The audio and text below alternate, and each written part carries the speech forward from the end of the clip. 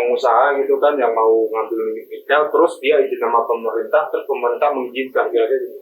Kira-kira gimana nih Presiden Pak Prabowo yang kemarin nggak saya pilih?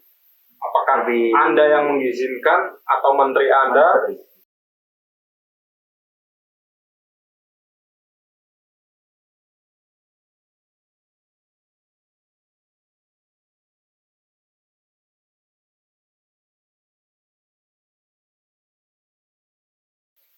Selamat datang di HTS, tempat dimana kita bakal ngobrolin topik yang berat, yang ringan, dan yang nggak ada isinya. Oke, apapun itu yang penting ngobrol.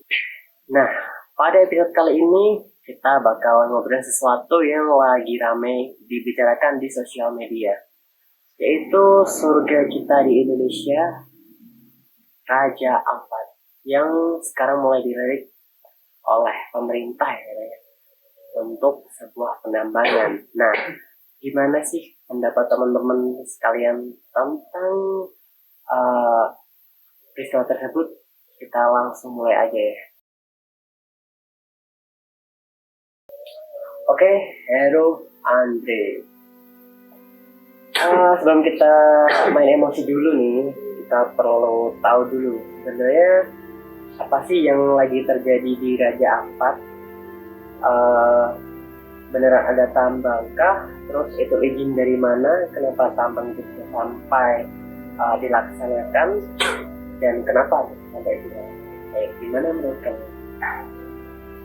Ya begini ya, heran sih.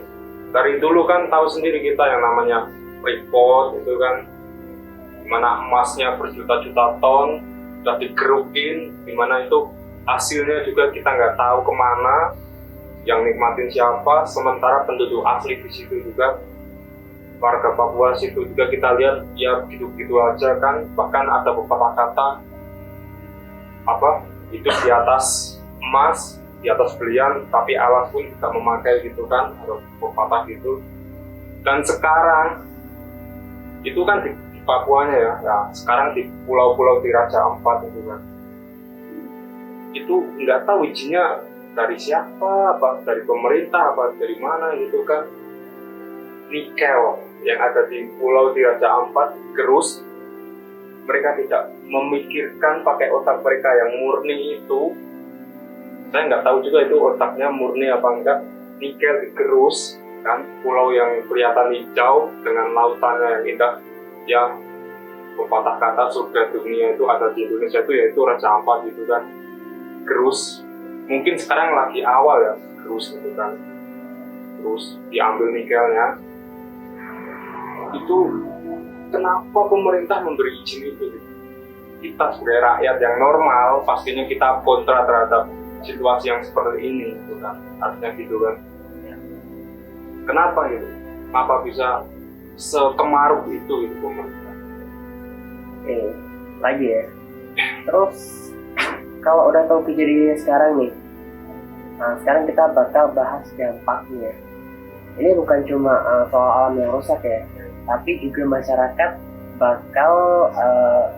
masyarakat lokal itu bakal banyak yang hidupnya berubah dari wisata jadi was-was. Nah, kira-kira menurut dari kalian sendiri dampak yang signifikan kalau pertama itu beneran terjadi secara berkelanjutan apa? Yang pertama sih dampaknya tuh keindahan alam nggak bakal bisa pulih lagi ya. Kedua, untuk penduduk lokal itu yang awalnya dari penghasilan dari pariwisata itu akan hilang. Kenapa? Karena alamnya udah rusak gitu.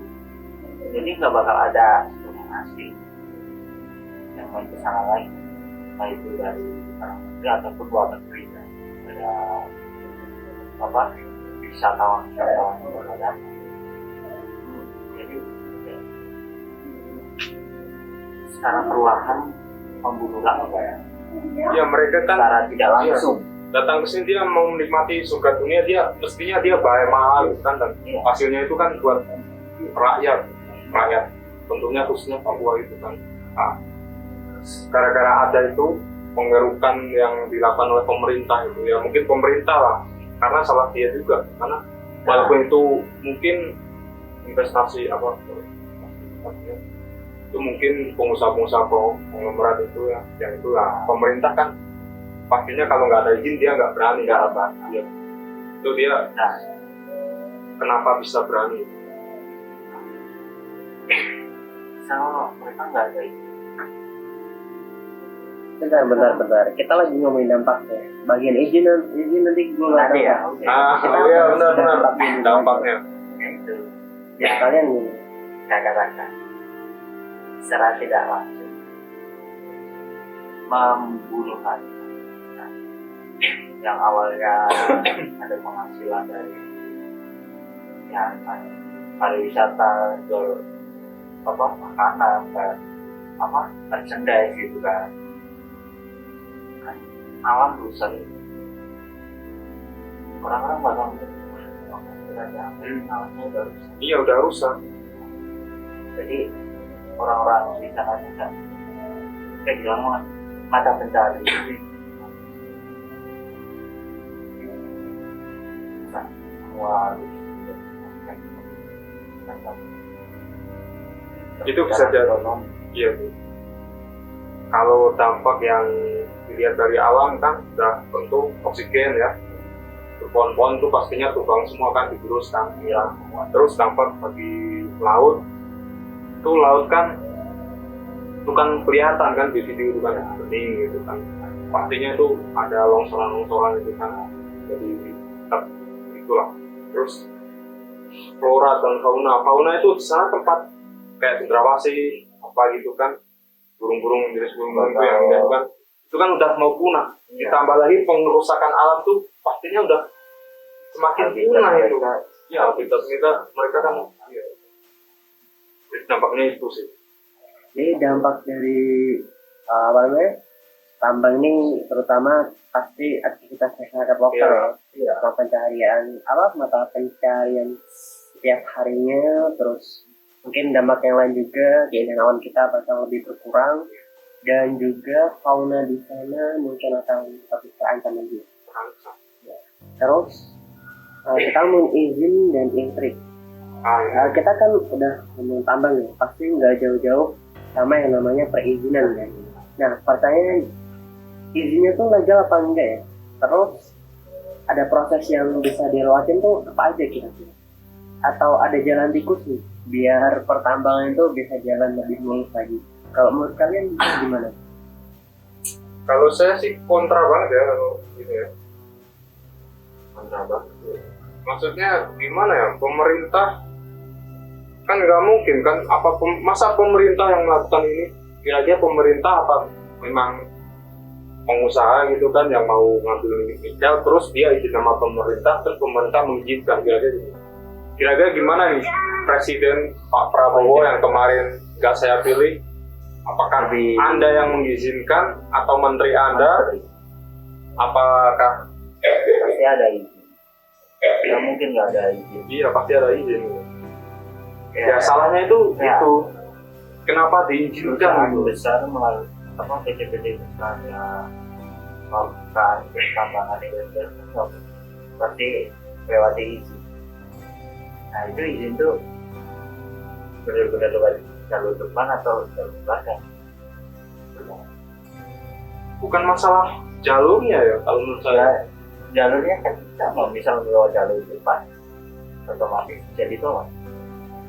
Maksudnya kalau jalur depan tuh maksudnya Jalur izin sama baik-baik gitu. Iya, terus Kalau resmi berarti kalau misal cara ini harus kita kan dari belakangnya tapi sogok ya, suap. Nah kira-kira yang terlibat di ini kan tempatnya kan pariwisata ya, Raja Ampat kan. Berarti yang bertanggung jawab Menteri Pariwisata. Berarti misal ada pengusaha yang mengambil nikel di situ, yang itu kemungkinan bisa merusak alam tuh. ya izinnya kan ke Menteri Pariwisata. Apakah Menteri itu mau mengizinkan? Maksudnya cara pikiran otak murni itu masa iya diizinkan? Nah, Dampaknya apakah tidak diberikan gitu kan? Dampak dari semuanya ini. Cuma gara-gara nikel yang bisa dibilang parah sih. soalnya susah tuh kalau dapat dari penambangan. Dari izin mungkin kita masih belum paham ya, Iya. kenapa bisa diizinnya gitu kan. Dan kita juga melihat kayaknya akibat dari apa namanya penambangan tersebut ada sedikit ada banyak perubahan lah di Raja Ampat.